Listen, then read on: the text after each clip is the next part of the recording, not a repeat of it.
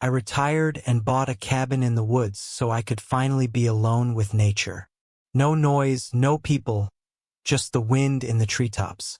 Then my son-in-law called and said, "My parents are moving in with you. If you don't like it, come back to the city." I didn't say anything, but I left a surprise that would turn their lives upside down. Before we continue, please subscribe to the channel and write in the comments what time it is where you are now. The keys felt heavier than they should have. I stood in Rebecca Marsh's real estate office in Cody, holding them while she stapled documents I'd already forgotten. Outside the window, March wind pushed tumbleweeds across the parking lot. "Congratulations, Mr. Nelson." Rebecca smiled like she'd handed me the world. Maybe she had. "You're officially a property owner in Park County." The cashier's check, $185,000, had left my account that morning. 40 years of overtime shifts, skip vacations, pack lunches. For decades compressed into 6 figures. Now converted into 800 square feet of timber and solitude. 12 miles from civilization. "Thank you." I pocketed the keys and shook her hand. My fingers were steadier than I expected. The drive from her office took me west on Highway 14, then north onto roads that grew narrower with each turn. Pavement became gravel. Gravel became dirt. Cell service dropped from 4 bars to 2, then 1. I stopped at a general store and bought coffee, bread, eggs, butter. The clerk asked if I was visiting. "Living," I said. She nodded like I'd said something wise. The final 2 miles climbed through pine forest so thick the afternoon sun barely penetrated. When the cabin appeared in its clearing, I pulled over and cut the engine. Elk. 4 of them grazed 50 yards beyond the porch. They raised their heads, studied my truck, then resumed eating. One flicked an ear at a fly. I sat there for 5 minutes watching them. No honking, no sirens, no voices bleeding through apartment walls. The cabin was exactly as the photos promised. Weathered cedar logs, green metal roof, stone chimney. Small, yes, but mine. I unlocked the door and stepped inside. The air smelled like pine sap and old wood smoke. One main room with a kitchenette. A bedroom barely large enough for a double bed. A bathroom with a shower stall I'd have to enter sideways. Perfect. I unloaded the truck slowly, methodically. Tools on the pegboard above the workbench. Hammer, wrenches, handsaw, each in its designated spot. Books stacked on the shelf by subject. History, engineering manuals. 3 novels I'd been meaning to read for a decade. Coffee maker positioned on the counter where morning light would hit it first. Every item placed with intention, creating order from the chaos of moving boxes. By the time I finished, the sun was lowering.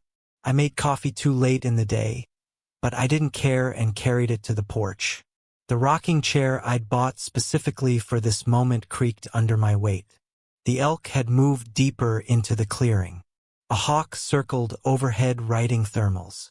I called Beulah. "Dad." Her voice came through bright and immediate. "Are you there? Did you get it?" "Signed the papers this morning," I said. "I'm sitting on the porch right now watching elk. I'm so proud of you." The warmth in her tone made my chest tighten. "You earned this. 40 years. I sipped coffee. 40 years I dreamed about mornings where I'd drink coffee and watch wildlife instead of highway traffic. You deserve every moment of peace." She paused. "Cornelius has been so stressed with work lately. Sometimes I forget what peaceful even looks like." Something in the way she said it made me pause. "Everything okay?" "Oh, fine. You know how it is. Middle management pressures." She laughed, but it sounded thin. "When can I visit?" "Anytime, honey. You know that." We talked for another 10 minutes. Her students, her garden plans, safe topics. When we hung up, I sat watching the sun paint the mountains orange and purple. The coffee had gone cold, but I drank it anyway.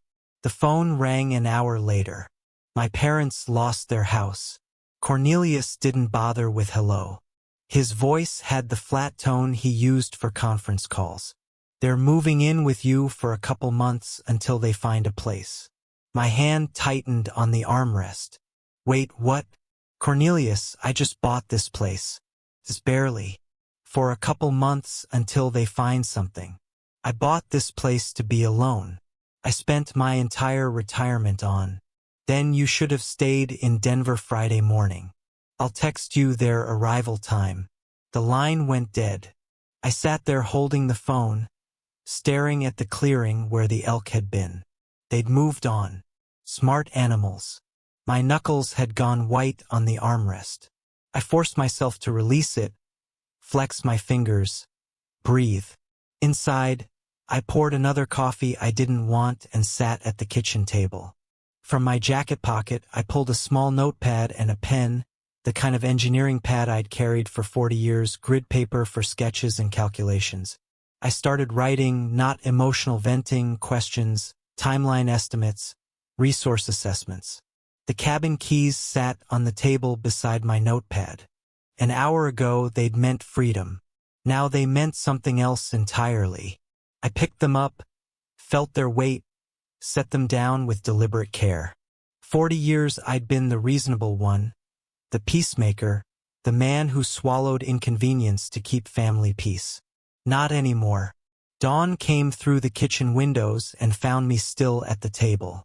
Empty coffee cups formed a semicircle around my notepad, which had grown dense with lists, diagrams, questions written and rewritten. I hadn't slept, didn't need to. My mind felt sharp in a way it hadn't for years, focused, crystalline, operating on something cleaner than rest. I made fresh coffee and studied my notes. Then I cleaned up, loaded my truck, and drove back to Cody.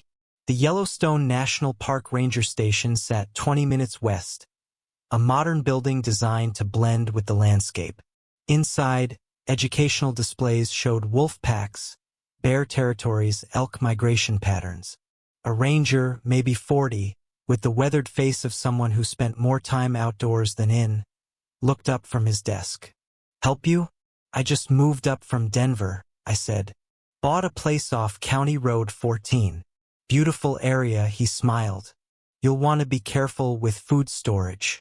Lots of bear activity come spring. What about wolves? I've heard they're back in the region. Reintroduction's been successful. He stood and moved to a wall map, pointing to areas marked with colored pins. They're usually shy, but they've got incredible sense of smell. Can detect prey or food from miles away. You hunting? No, just curious. I want to be prepared. Smart? He handed me a pamphlet. Keep your property clean.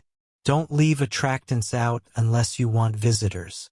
I took careful notes in my field notebook. Wind direction, pack territories, seasonal behavior patterns. I thanked him warmly, mentioned again that I was from Denver and still learning about mountain life.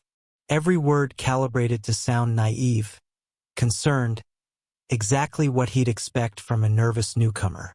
Back in Cody, I found an outdoor supply store, the kind with taxidermy on the walls and racks of camouflage gear.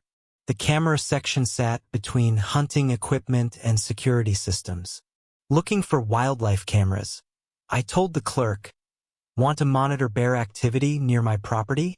He showed me 2 models with motion activation, night vision, cellular connectivity. These will do you right. We get lots of folks wanting to keep an eye on their land. $340. I paid cash at the cabin Wednesday afternoon. I installed them methodically, one covering the driveway approach, one angled toward the front porch. I tested the motion sensors, checked signal strength, adjusted positions until the coverage was perfect.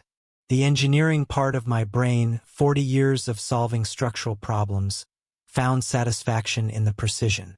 Hide the cameras enough to be unobtrusive. Position them for optimal capture.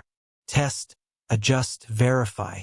Both cameras connected to my phone with 1 bar of cellular service. Weak but functional. Thursday morning, I drove back to Cody. The butcher shop sat on a side street, the kind of place that served ranchers and local restaurants. Need 20 pounds of beef scraps, I said. Organ meat, fat trimmings for dogs. The butcher didn't blink. You got it. $45 for meat wrapped in white paper loaded into coolers I'd brought. The smell was immediate and powerful. Blood, fat, raw flesh. Thursday afternoon, I stood in the clearing behind my cabin with the coolers open. The wind came from the west. I checked it the old way, wetting my finger and holding it up. I walked 30 yards from the structure upwind. Then I placed the meat in 3 piles, spreading it to maximize scent dispersion. Not random, calculated, close enough to draw predators to the area. Far enough that they'd focus on the piles, not the building. I wasn't trying to endanger anyone. I was trying to educate them. Back inside the cabin, I moved through each room, locked windows, turned off unnecessary power, set the thermostat to minimal heat, protecting my investment while setting my trap. I paused at the door, took one last look at the space I'd inhabited for less than 3 days, and left without hesitation. The drive to Denver took 5 hours. I arrived at my old house just before midnight. The suburban place I hadn't yet sold, still partially furnished, but hollow. I unloaded my truck, set up my laptop in the living room, propped my phone where I could watch the camera feeds. Then I waited. Friday morning at 10 o'clock, a sedan appeared on my phone screen. Leonard and Grace emerged, looking around with expressions I recognized, even on the small display. Displeasure, judgment. The camera microphone picked up their voices. This is where he's living now. Grace wrinkled her nose.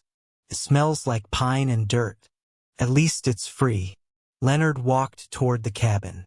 Well, stay a few months. Let Cornelius figure out the next step. I don't see why we had to come all the way out. Grace stopped, froze. Leonard, wolves. 3 shapes emerged from the northwest treant. Gray and brown, moving with cautious purpose toward the meat piles. Not aggressive, not interested in humans, just hungry. Leonard saw them, turned white. Get in the car. Get in the car now. They ran. Grace stumbled, recovered. Car door slammed. The engine started, and gravel sprayed as they reversed wildly, then accelerated down the driveway. The wolves, unbothered, continued toward the meat. I closed the laptop and picked up my coffee. Took a slow sip. 20 minutes later, my phone rang. What did you do? Cornelius's voice had lost its businesslike edge. Now it was just fury. My parents nearly got attacked. I didn't do anything, I said calmly. I warned you this property is in the wilderness. You set this up. You baited those animals. Cornelius, I live in wolf country. Wolves live here. This is their home. Maybe you should have asked before assuming you could use mine. You're insane. You're going to what? Sue me because wildlife exists on my property. Good luck with that. This isn't over. No, I said it's just beginning. I pressed end call, set the phone down deliberately, returned to my laptop, and opened the footage again, watching the wolves finish the meat and disappear back into the forest. Outside my Denver window, the mountains rose in the distance. Somewhere up there, my cabin waited. I'd been planning defense, but sitting there watching the recording one more time, I realized something had shifted. This wasn't about defense anymore. 2 weeks passed before Cornelius made his next move. I spent those days settling into the routine I'd imagined. Coffee on the porch at dawn, watching elk drift through the clearing, reading books I'd postponed for decades. But the peace felt conditional now, like standing on ice that might crack. I checked my phone more than I wanted to, kept the camera feeds open on my laptop, listened for vehicles on the dirt road. Mid-April brought warmer afternoons and the first serious wildflowers. I was splitting firewood when my phone rang. Beulah, Dad, please.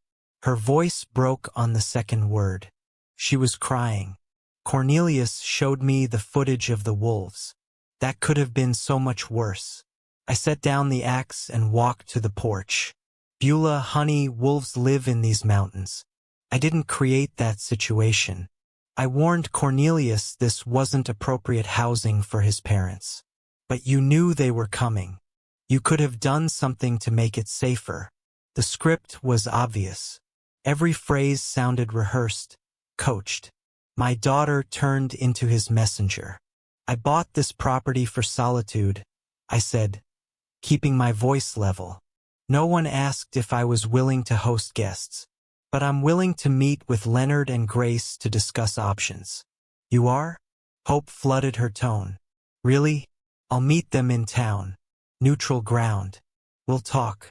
After we hung up, I stood watching clouds move across the mountains. She genuinely believed she was helping. That made it worse. 2 days later, I drove to Cody for the meeting.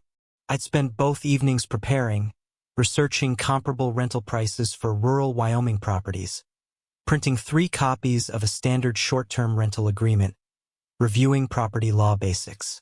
I practiced my presentation in the truck mirror that morning, testing different phrasings until I found the right balance. Firm but not hostile, clear but not cold. The Grizzly Peak Cafe sat on Main Street, small and local, wooden tables, landscape photographs on the walls, large windows facing the morning foot traffic. I arrived 15 minutes early and chose my position carefully. Table near the window, back to the wall, clear view of the entrance, within range of the security camera I'd spotted above the register. I ordered black coffee and waited.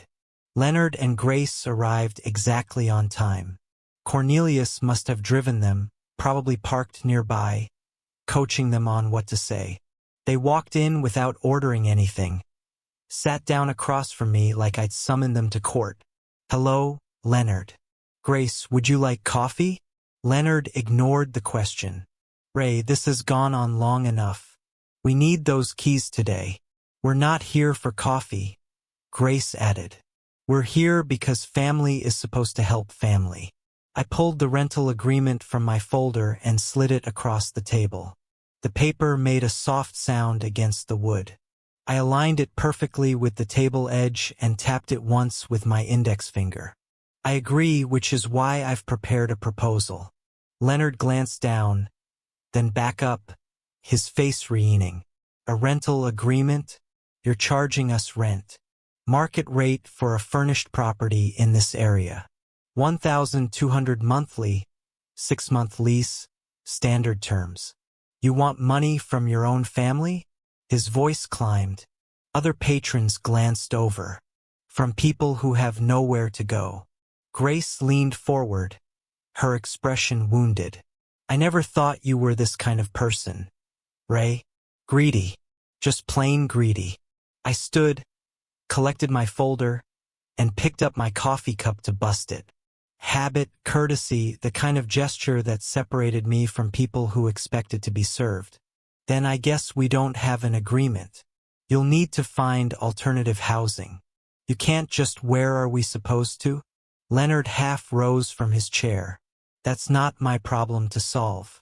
Good afternoon. I nodded to the barista on my way out. In the truck, I sat for a moment with my hands on the steering wheel, breathing steadily, letting the adrenaline settle. Then I started the engine and drove home. That evening, my phone became a weapon aimed at me from multiple directions. First call came around 6. Cousin Linda, someone I hadn't spoken to in 3 years. Ray, it's Linda. I heard you've been having some difficulties. Difficulties? From whom? Cornelius called me. He's worried about you. Said you're isolated in the mountains, acting strangely. The strategy revealed itself completely. He was building a narrative, planting seeds with every family member he could reach. Linda, I'm fine. I retired to Wyoming. That's not strange. That's a plan I've had for years. He said there was an incident with wild animals and you refused to help his parents. That's an interesting version of events. Thanks for checking on me, Linda. I'm doing well. I ended the call and stared at the phone. 20 minutes later, a former colleague from Denver. Same script, different voice. Cornelius had reached out, expressing concern about Ray's mental state. The third call came at 8:30. Beulah again. You embarrassed them. Not crying now, angry. In public? What were you thinking? I offered them a fair solution. They rejected it. A rental agreement. Dad, their family, Cornelius's parents. And this is my home, my retirement, my one place of peace, which I bought with money I saved for 40 years. Cornelius was right. You've changed. You've become someone I don't recognize. The words landed like she'd meant them to. I kept my voice quiet, controlled, even as something cracked inside my chest. Maybe I have, or maybe everyone else has, and I'm just finally noticing. The line went dead. She'd hung up on me. I sat at the kitchen table with my phone in my hand, watching darkness settle over the mountains. 3 calls in one evening, all saying the same thing. Ray Nelson is unstable, dangerous, unreasonable. The isolation I'd sought was being weaponized, turned into evidence of mental decline. Cornelius wasn't trying to take the cabin anymore. He was trying to destroy my credibility first, make me seem incompetent, turn the family against me so no one would believe my version of events. Classic strategy. Isolate the target. Control the narrative. Strike when they're defenseless. I opened my laptop and began typing. Mr. David Thornton, attorney at law. I sent the email at 9:47 that night. Careful words, factual language, no emotion bleeding through. I needed legal advice regarding family pressure over property ownership, potential claims, asset protection. I included the basics: my age, property value, family situation, and 3 specific questions about elder law and estate planning. Then I poured myself bourbon. 1 glass, 2 fingers, no ice. I wasn't a heavy drinker, but tonight warranted it. The porch was cold for April, but I sat out there anyway, watching stars emerge over the mountains. Somewhere down there, Cornelius was planning his next move. I intended to be several steps ahead. Morning came with an email waiting. David Thornton had responded at 7:15. He could meet Thursday afternoon at his office in Cody. Fee structure $300 per hour. I confirmed the appointment immediately. For the next 3 days, I organized documentation. My engineering background served me well. Everything labeled, dated, cross-referenced, property deed in one folder, purchase documents in another, family tree diagram showing relationships, written timeline of events starting with Cornelius's first call, transcripts of key phone conversations from my detailed notes, printouts of the rental agreement Leonard had rejected. By Thursday morning, I had a leather portfolio case packed with evidence that could build a case as solid as any foundation I'd ever engineered. Wednesday evening, my phone rang. Beulah, Dad. Her voice sounded thin, exhausted. I'm sorry I yelled at you after the coffee shop thing. I'm exhausted. I understand, honey. This has been hard on everyone. Cornelius is so stressed. He's been trying to help his parents ever since Leonard lost all that money. I went very still. Lost money? What happened? Oh, you didn't know? Leonard was playing poker online. Lost $47,000 over 6 months. That's why they lost the house. It was mortgaged for the gambling debts. $47,000. The number hung in the air like smoke. That's a substantial amount. No wonder Cornelius has been under pressure. Yeah. And he keeps talking about solutions, about how if we could just, reorganize family assets. She was talking faster now. Stress overriding caution. He mentioned something about putting your cabin in a family trust so it could benefit everyone eventually for your estate planning, and the property value is probably already up since you bought it in March. Every word was a piece clicking into place. The family trust. That's an interesting idea. When did Cornelius suggest this? A few weeks ago, he said it would be good for tax purposes when in the future. I don't really understand estate planning stuff. Neither do I. That's why I'm consulting an attorney this week, just to make sure everything's proper. An attorney? Her voice sharpened. Dad, is that necessary? At my age, with property worth this much? Yes. It's the responsible thing to do. After we hung up, I added 6 pages of notes to my documentation. Leonard's gambling. Cornelius's scheme disguised as estate planning. The timeline of desperation driving aggression. Thursday afternoon, I drove to Cody and parked across from Murphy's Hardware on Sheridan Avenue. Thornton's office occupied the 2nd floor. Professional signage, steady foot traffic, well-maintained building. I watched for 5 minutes, assessing. Then I grabbed my portfolio and went inside. David Thornton was 50-some, Wyoming weathered, with the direct manner of someone who'd grown up on a ranch before law school changed his path. His office had wooden furniture, law books, framed degree from University of Wyoming, and a window overlooking Main Street. I presented my documentation in sequence. Property papers, family diagram, timeline, evidence. Each document handed across at the appropriate moment. Thornton took notes, asked clarifying questions. I had answers prepared.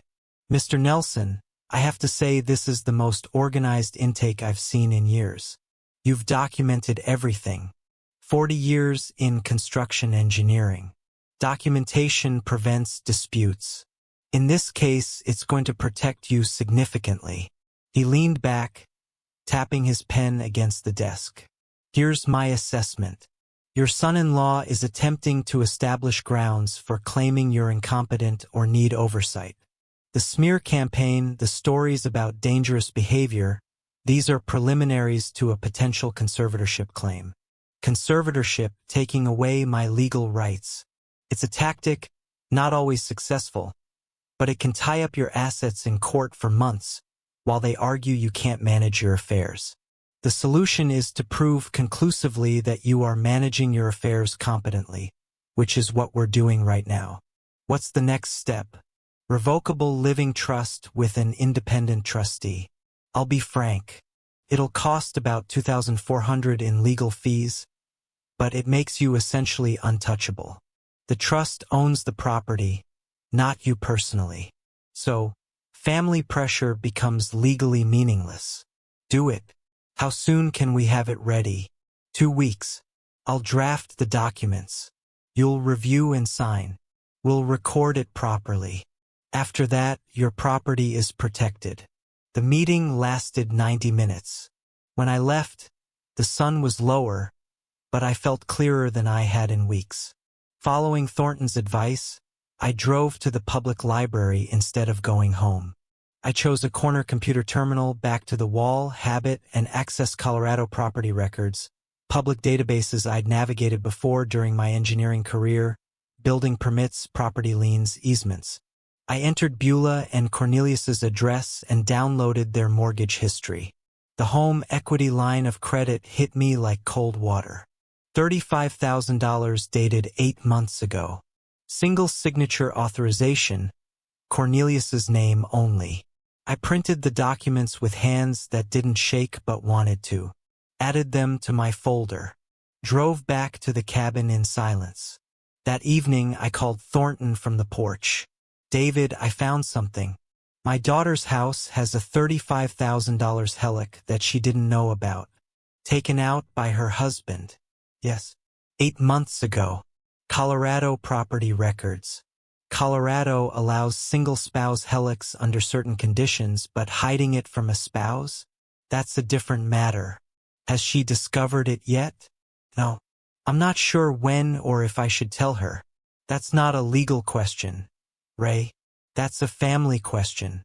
But from a legal perspective, this information explains his motivation. He's likely using your cabin scheme to cover existing debts.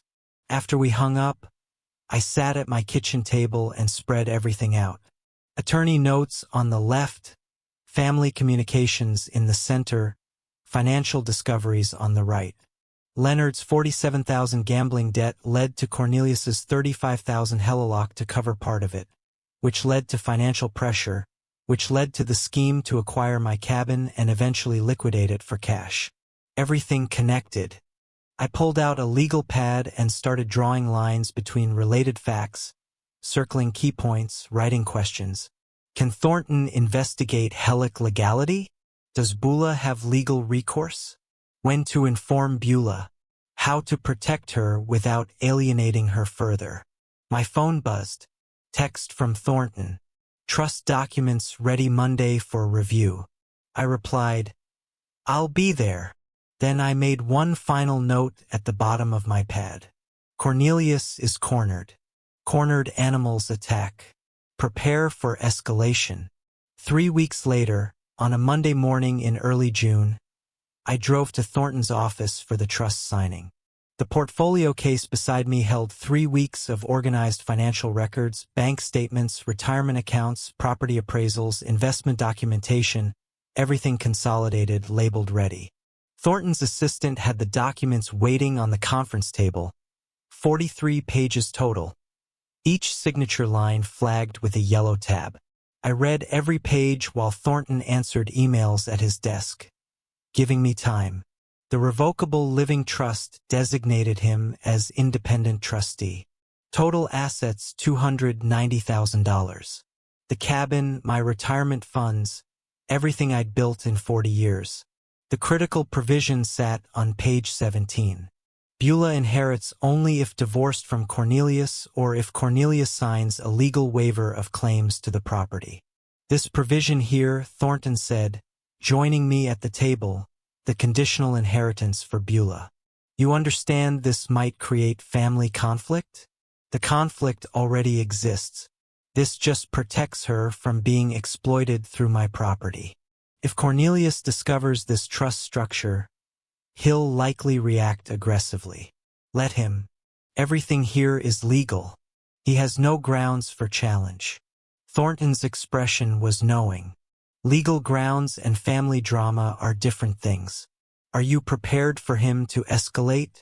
I've been preparing since March. That's why we're sitting here. He smiled slightly. Fair enough. Let's execute these documents. My signature was steady on every page. The notary, Thornton's assistant, professional and efficient, applied her seal with practiced precision. The sound it made was satisfying, structural integrity, legal addition. I wrote a check for $2,400 and left with copies of everything in a sealed envelope. The rest of that week, I worked through my financial institutions methodically. Each phone call followed the same pattern. Identify myself, request beneficiary change forms, explain the trust structure, confirm documentation. Mr. Nelson, I have your beneficiary change request. The retirement account administrator said, You're removing your daughter as beneficiary. No, I'm designating my revocable living trust as primary beneficiary. My daughter inherits through the trust. May I ask why you're making this change? Asset protection and estate planning. I have concerns about third-party claims. Understood. We'll process this within 5 business days. I'd like email confirmation as well, please. Of course. Is there anything else? Yes. Note in my file that this change was made voluntarily with legal counsel. I'm documenting my competency for all financial decisions. Pause. That's unusual, but I'll add that notation. By Friday, every asset I owned was protected within the trust structure. I kept a checklist on my kitchen table, marking each completed task with satisfaction. 2 weeks later, Beulah called. Dad, Cornelius has been so weird lately. Her voice sounded thin, exhausted, asking about your finances, whether you've updated your will. I sat down my coffee carefully. I have done some estate planning. It's responsible at my age. I know, but he got really angry when I mentioned you set up a trust. He called it a betrayal. Why would your estate planning betray him? It's not his inheritance. My hand tightened on the phone. Beulah, did you tell him details about the trust? I just mentioned you set one up. I didn't think it was a secret. Is it? No, not a secret. Just private. What exactly did Cornelius say? He said, "You're cutting the family out and being manipulated by lawyers." Dad, what's going on? Why does he care so much? That's a very good question, honey. One you should probably ask him directly. After hanging up, I immediately called Thornton. Cornelius knows about the trust. His response was immediate. How soon can you get a medical evaluation? The next day, I was repairing the porch railing when Cornelius's car came fast up the driveway, spraying dirt and gravel. He jumped out, didn't close the door properly, stormed toward me. I calmly set down my tools, retrieved my phone, started recording video. I stood at the top of the porch steps, 6 stairs up, giving me elevated position. Cornelius had to approach uphill, looking up at me. I held the phone at chest height, lens obviously pointed at him. Cornelius, you're on my property, uninvited. I'm recording this conversation. I don't care about your recording. His face was red, movements aggressive. You set up some legal scheme to steal from your own daughter. The trust protects my assets and ensures Beulah inherits appropriately. It's completely legal. Appropriately? What does that mean? Unless she divorces me. That's what you really want, isn't it? The trust ensures my property isn't subject to claims by third parties. That's standard estate planning. Third parties? I'm family. Your son-in-law. You're my daughter's husband. You have no legal claim to my property. The trust simply formalizes that reality. His voice climbed higher. We'll see about that. I'll get a lawyer. I'll contest this. I'll make sure you never see Beulah again. You're threatening to isolate my daughter from me because I protected my own property. That's interesting. For the record, this isn't over. Then leave my property now or I'll call the sheriff for trespassing. He stormed back to his car. The engine roared. Gravel sprayed as he reversed WY and sped down the driveway. I stopped recording, reviewed the footage immediately, faces visible, audio clear, threats documented. I uploaded it to cloud storage and emailed a copy to Thornton with subject line, "Evidence hostile confrontation." That evening, I wrote a detailed incident report, date, time, what was said. No witnesses, unfortunately, but the video captured everything. Thornton's response came within an hour. Continue documenting everything. Consider medical evaluation to preempt competency challenges. Expect retaliation. They're running out of options. I called Dr. Patricia Chen's clinic the next morning. The receptionist asked if something specific prompted the request. I'm 67. I own property and I want documentation that I'm healthy and competent. Preventive planning. The appointment was scheduled for the following Monday. I sat at my table that night reviewing the confrontation video, watching Cornelius's rage play out on the small screen. His mask had dropped completely when the money was threatened. Every word recorded, every threat documented. My phone buzzed. Email from Thornton. Good thinking on medical eval. They'll likely try adult protective services next. Standard playbook for these situations. Stay ahead of them. I type back already scheduled. Appointment next week.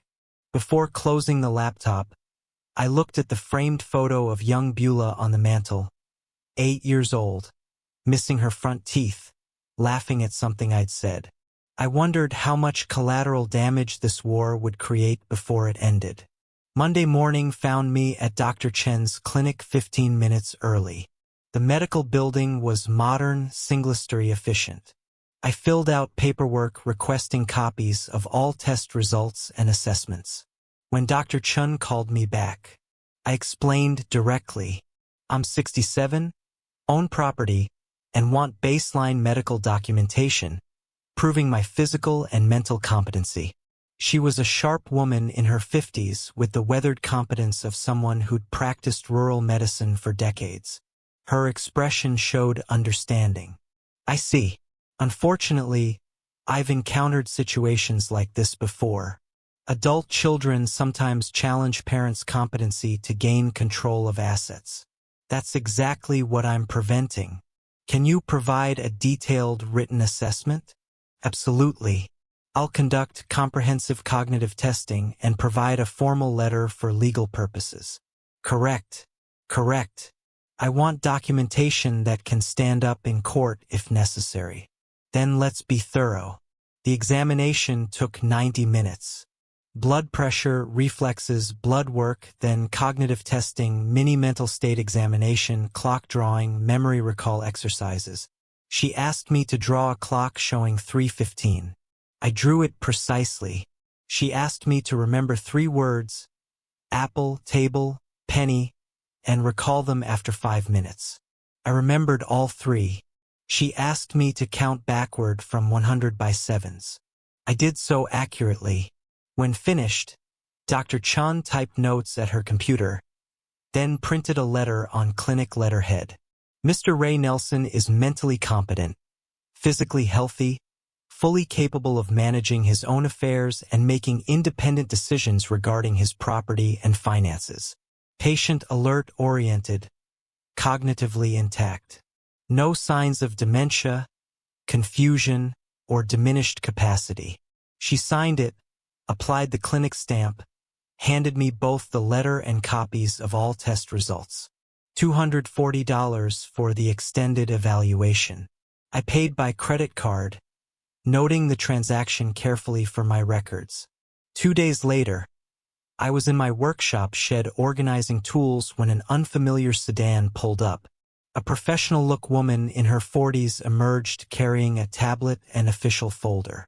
Mr. Nelson, I'm Margaret Willows from Adult Protective Services. I'm here regarding a complaint filed about your welfare.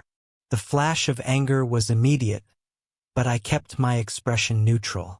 A complaint by whom? I can't disclose that during my initial assessment. May I come inside? Of course.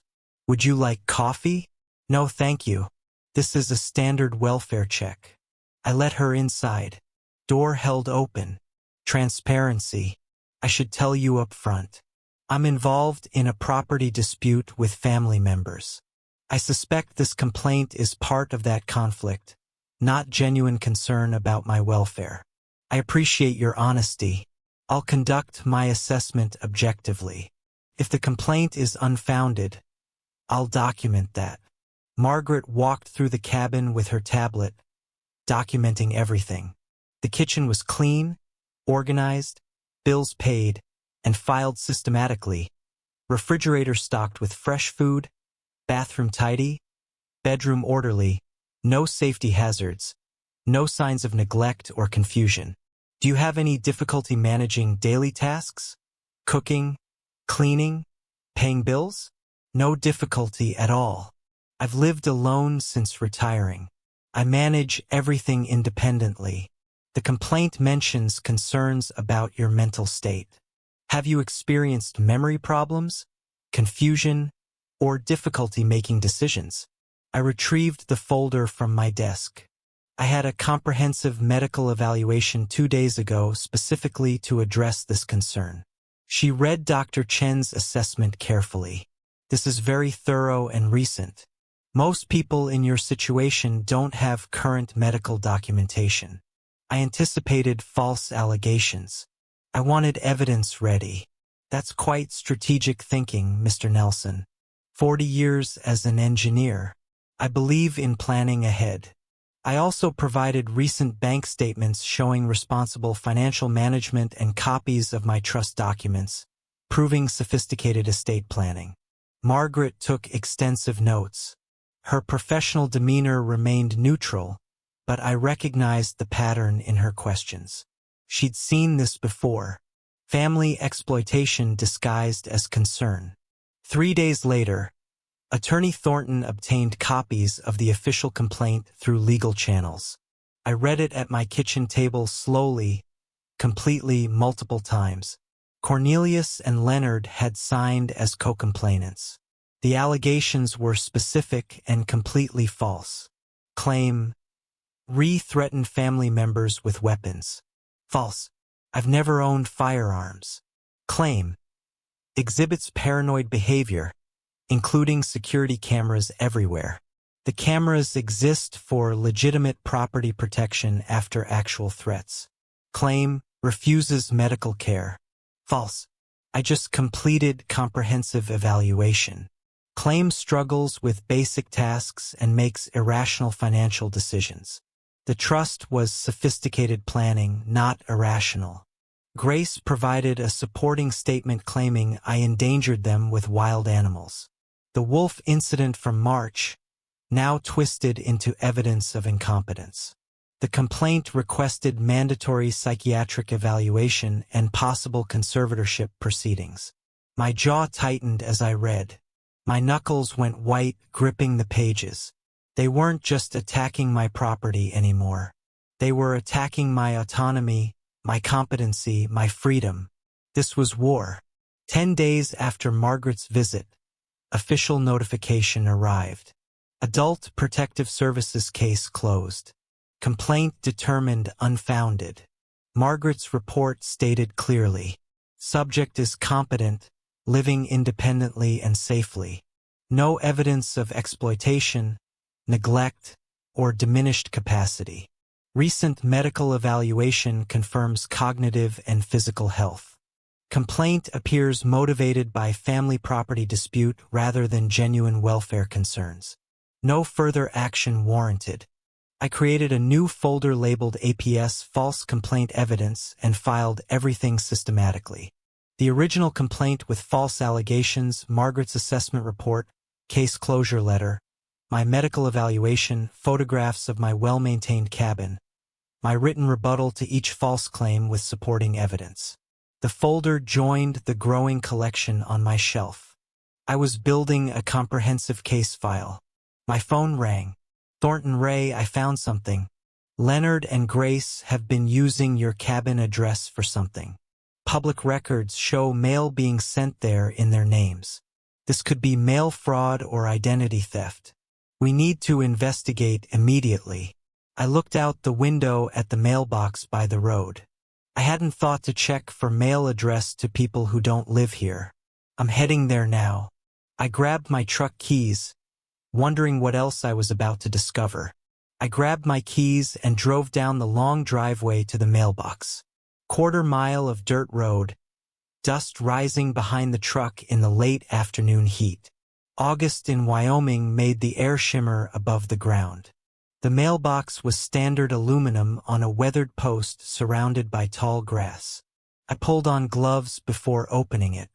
Didn't want my fingerprints on mail that wasn't mine. 3 envelopes all addressed to Leonard Harrison or Grace Harrison at my cabin address. Wyoming Department of Family Services, First Mountain Credit Union, Social Security Administration.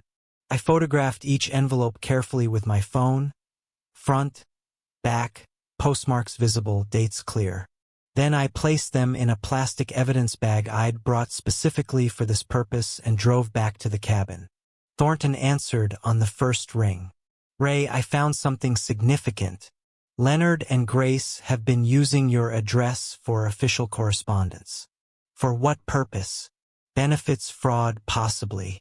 They're receiving mail from Wyoming Social Services and they've opened a bank account using your cabin address, but your camera footage proves they don't live there. That's a federal crime, isn't it?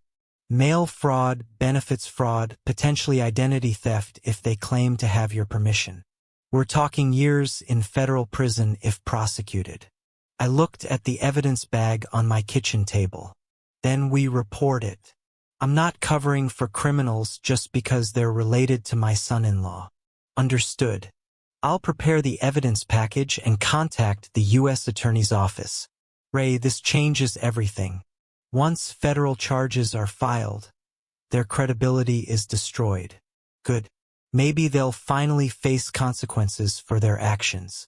The next week moved quickly. I compiled evidence with the same precision I'd brought to 40 years of engineering projects. Security camera footage showing Leonard and Grace's single brief visit in May. Utility bills proving no additional occupants. The mail records. My sworn statement that I never gave permission to use my address. Thornton forwarded everything to Assistant U.S. Attorney James Morrison in the Economic Crimes Division. Morrison called me 3 days later. Mr. Nelson, Attorney Thornton provided compelling evidence of benefits fraud using your property address. I never gave permission for them to use my address. I have camera footage proving they don't live here. I've reviewed the footage. It's clear they visited once briefly and never returned.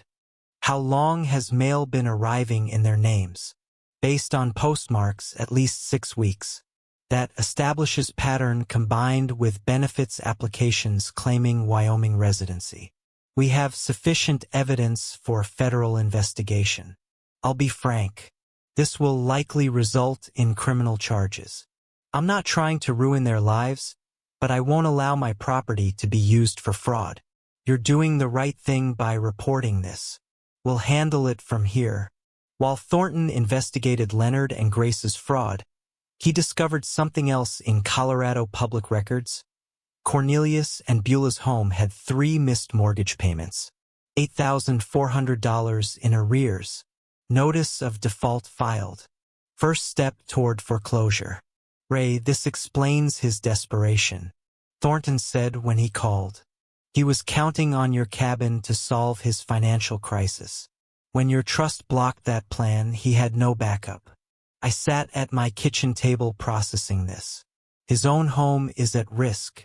There's an unconventional option I need to mention. You could purchase the defaulted debt. Banks sell delinquent loans at discount to collection companies. You'd become the creditor, but anonymously through an LLC. Cornelius would never know. The implications settled over me slowly. That would give me complete leverage. Yes, but it's also ethically complex. You'd control whether your daughter keeps her home. Let me think about it. I walked my property that evening, circling the cabin, following the tree line, considering if I bought the debt, I'd control Cornelius's future. That was power I'd never wanted. But if the bank foreclosed, Beulah would lose her home. She was innocent in all this. The next morning I called Thornton. Do it. Buy the debt. But Beulah can't know yet. Not until I can explain everything. The transaction took a week. $31,000 from my savings to an intermediary firm, which purchased the debt and created Mountain Holdings LLC with me as beneficial owner. Cornelius received notification that his loan had been sold, but no information about the new creditor. I filed the wire transfer receipt in a folder labeled Simply Leverage. By mid-August, my position had transformed completely. Leonard and Grace faced federal investigation. Cornelius's mortgage debt was secretly under my control. Every manipulation attempt was documented. My own property and assets were legally untouchable. But I felt no triumph, just weariness. This was supposed to be peaceful retirement. Instead, it had become warfare where my opponents forced me to fight back. I sat on my porch at sunset, the evidence folders stacked beside me, and made my decision. Beulah deserved to know the truth, all of it. She deserved to understand what her husband had done, what danger her home was in, what her father had been protecting her from. I pulled out my phone and typed, "Honey, we need to talk. Can you come to the cabin this weekend? Just you. It's important." Her response came 10 minutes later. "Is everything okay? You're worrying me." "Everything's fine with me, but there are things you need to know about your financial situation. Things Cornelius hasn't told you." "What things?" "Dad, you're scaring me. Not over text, in person. Saturday afternoon, I'll make lunch. Cornelius has a work trip this weekend. I can come Saturday." "Perfect. Just you." This conversation is between us.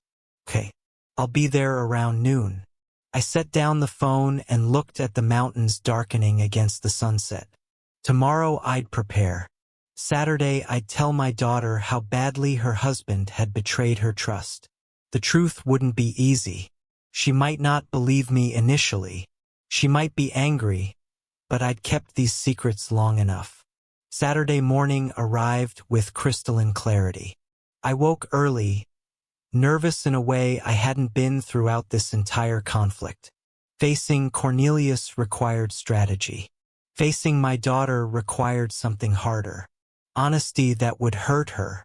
I cleaned the cabin already clean, but I needed activity. Prepared chicken salad for sandwiches, her childhood favorite. Organized the evidence folder on the kitchen table where she'd sit. Her sedan appeared around 11:30, dust trailing behind on the driveway. She emerged looking tired, worried. I met her on the porch and hugged her. She was tense. We started with coffee and small talk. Her teaching job, the weather, anything but the real conversation. But the folder on the table kept drawing her eyes. Finally, "Dad, what's going on? Your text scared me." I took a breath. "Honey, there are things about your financial situation that Cornelius hasn't told you. Serious things." She laughed nervously. "What? Did he forget to pay a credit card bill? He sometimes gets distracted. Your house is in foreclosure. 3 months of missed mortgage payments. The bank was about to take your home." Her face drained of color. "That's not possible. We pay the mortgage. Cornelius handles it online every month." "That's what he told you.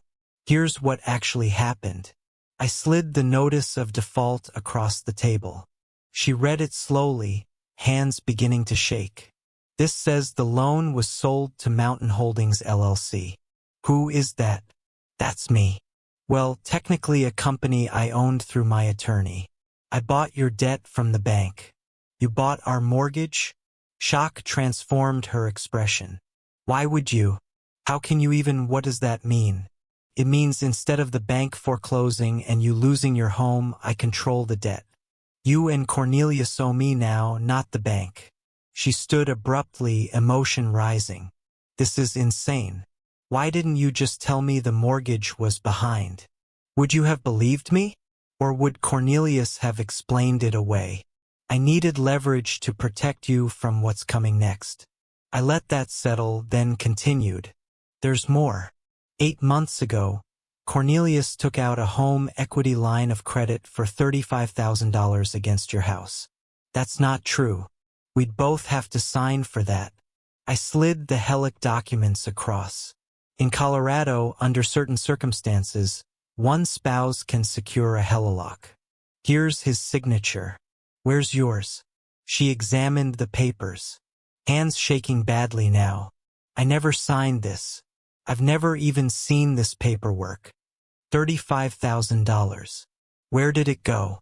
Best guess? Covering some of Leonard's gambling debts.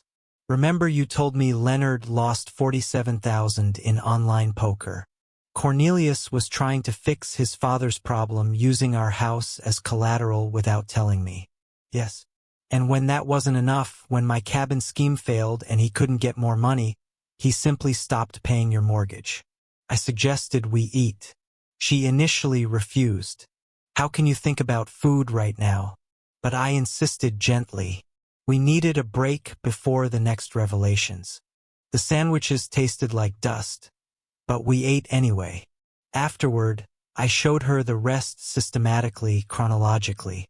The recording of Cornelius's threatening confrontation on my porch. The APS false complaint where he tried to have me declared incompetent. Leonard and Grace's federal mail fraud using my address. Each piece of evidence carefully presented with dates and context. She listened, initially defensive. Cornelius wouldn't do that, then doubtful. "Are you sure these documents are real?" Finally, as the evidence became overwhelming, devastated. When I showed her the APS complaint, where her husband tried to have her father's legal rights taken away, she broke. Not gentle tears, wrenching sobs that shook her shoulders. I let her cry, didn't offer platitudes, just sat present. When she could speak, it was through tears. How long have you known? Pieces since May. Everything since July. She looked at me with hurt and anger. Months? You've known for months that my marriage is a lie, that I'm in financial danger, and you didn't tell me. I met her eyes. If I had told you in May with no proof, would you have believed me? Or would Cornelius have convinced you I was paranoid, vindictive, exactly what he was already saying? Her voice dropped quieter, knowing I was right. I don't know. Probably not. That's why I waited. That's why I gathered evidence.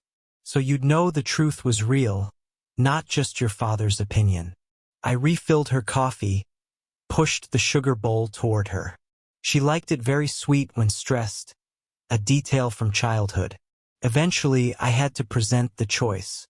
You have a decision to make, and you need to make it soon. What decision? Stay with Cornelius or leave him? I won't make that choice for you. How can I possibly decide that right now? You have until the end of August.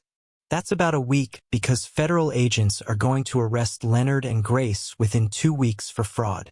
When that happens, everything becomes public. Cornelius will be questioned. Your marriage will be news in a town small enough that everyone knows everyone. She was overwhelmed. This is too much. I can't think. If you leave Cornelius, file for divorce, protect yourself legally. I'll forgive the mortgage debt on your house. You'll own it free and clear. I will help you rebuild. You're bribing me to leave my husband. I'm offering you a lifeline. Whether you take it is your choice, but understand if you stay with him, I can't protect you from what's coming. Hours later, she gathered her things exhausted. I walked her to her car, carrying a folder of document copies. Before getting in, she turned. Did you ever think about what this would do to me knowing all this? Every single day since I found out, that's why I built such a strong case, so you'd know I wasn't exaggerating.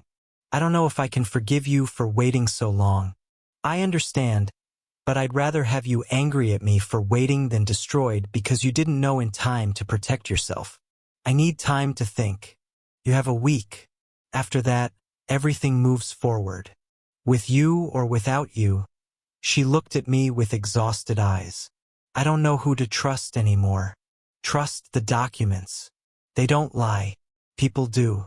She drove away without looking back. I stood in the driveway watching until her car disappeared, wondering if I just lost my daughter or saved her. 5 days later, Wednesday morning, I was drinking coffee on the porch when my phone rang. Thornton, it's happening now. Federal agents are executing arrest warrants for Leonard and Grace in Colorado. Thought you should know. I sat down my coffee carefully, not celebrating, just acknowledging. Thank you for telling me. An hour passed, then my phone rang again. Beulah, her voice shaken. Dad, Cornelius just got a call. His parents were arrested by federal agents. Something about fraud. Were you involved in this? I took a breath. I reported crimes to the proper authorities. What happened after that? Was the justice system doing its job? Long silence, then quietly. I need to call you back. The line went dead. I sat back down, staring at the mountains, wondering if my daughter would ever forgive me for setting this chain of events in motion. Within 3 hours, Cornelius called, screaming. You did this. You turned them in. You destroyed my family. I remained silent, letting him exhaust himself. Your parents committed federal crimes using my property. I reported it. That's what law-abiding citizens do. I'll tell everyone. I'll make sure they know you orchestrated this, that you're vindictive and cruel. Go ahead. I have documentation of every crime they committed. My attorney will be happy to share it publicly. Thornton had driven to my cabin specifically for this moment. I handed him the phone. Mr. Harrison, this is David Thornton, legal counsel for Ray Nelson.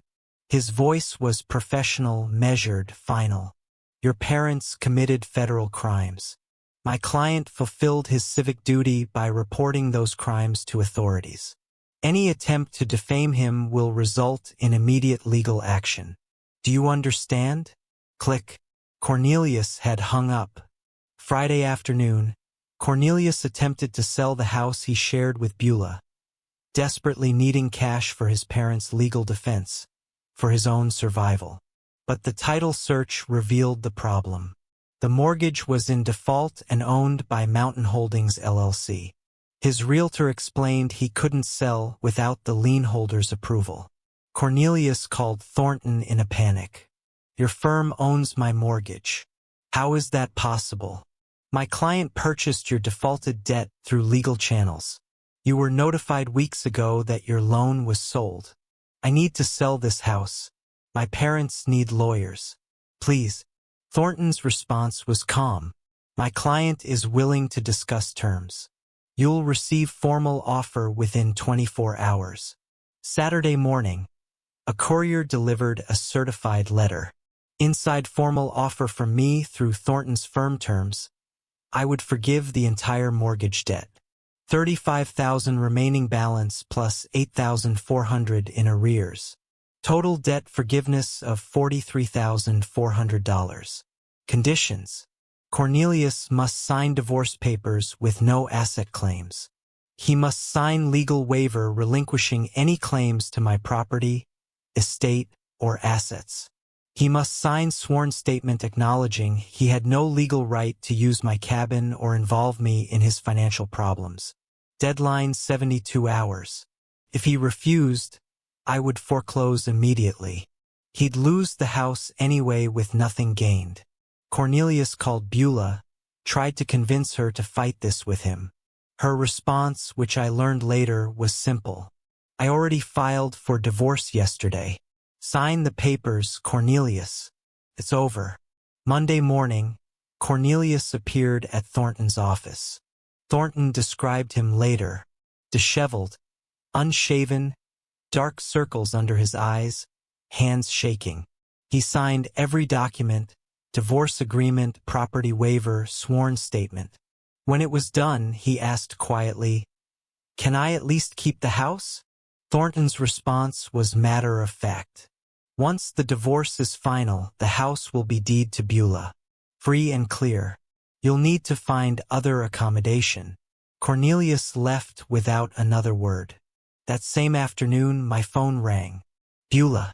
Her voice was different, still hurt, still processing, but stronger. Dad, I signed the divorce papers. I'm leaving him. I can't stay in that house. Too many memories. Can you help me find something near you? I want to start over. Relief flooded through me. Not triumph, just profound relief. Of course, honey. Well, find you something perfect, close enough to visit, far enough for your independence. Are you disappointed in me? For not seeing what he was sooner? Never. You trusted someone you loved. That's what good people do. He betrayed that trust. That's on him, not you. Her voice broke slightly. Thank you. I needed to hear that. You're my daughter. I'm proud of you for making the hard choice. That takes real strength. After we hung up, I walked outside to the porch, sat in the rocking chair I'd bought for retirement. For the first time in months, I simply sat still without planning, strategizing, or worrying. The evening was clear. Elk grazed in the clearing. Mountains stood eternal in the distance. I rocked slowly, rhythmically, and allowed myself to feel the weight lifting. Not gone completely. Beulah still needed to heal. The divorce needed to finalize. Leonard and Grace still needed sentencing. But lifting, the immediate danger was over. My daughter was safe. My property was secure, almost finished. Just one more chapter to write. The one where we figure out what peace actually looks like. 2 weeks later, I sat in a federal courtroom in Cheyenne, Wyoming, attending Leonard and Grace's sentencing hearing. I didn't have to be there. The prosecutor didn't require my presence. But I needed to see this through to the end. Leonard and Grace stood before the judge, looking diminished in their federal court attire. Their attorney had negotiated a plea deal, guilty pleas to reduce charges in exchange for lighter sentences. The judge reviewed their criminal history, none, and their ages, then the evidence of their guilt, which was overwhelming. Mr. and Mrs. Harrison, you've pleaded guilty to benefits fraud. The court accepts your plea agreement. The judge's voice was firm. I want to be clear about the severity of your actions. You exploited systems designed to help citizens in genuine need. Yes, Your Honor, Leonard said quietly. 2 years supervised probation, $45,000 in restitution and fines, permanent ban from federal and Wyoming state benefit programs. You'll report monthly. Any violation results in immediate imprisonment. Do you understand? Yes, Your Honor, they said in unison. You're fortunate to avoid prison. Don't squander this opportunity. Dismissed. As I left the courthouse, Leonard caught my eye across the lobby. A moment of mutual recognition. He looked away first, defeated. I felt no triumph, only closure. Beulah told me later that Cornelius moved to a small efficiency apartment in a cheaper area of Denver. He took minimal belongings, whatever fit in his car. I saw him one final time when he came for his things, she said. He looked like a stranger, not angry, just empty. He signed the final divorce papers without a word and left.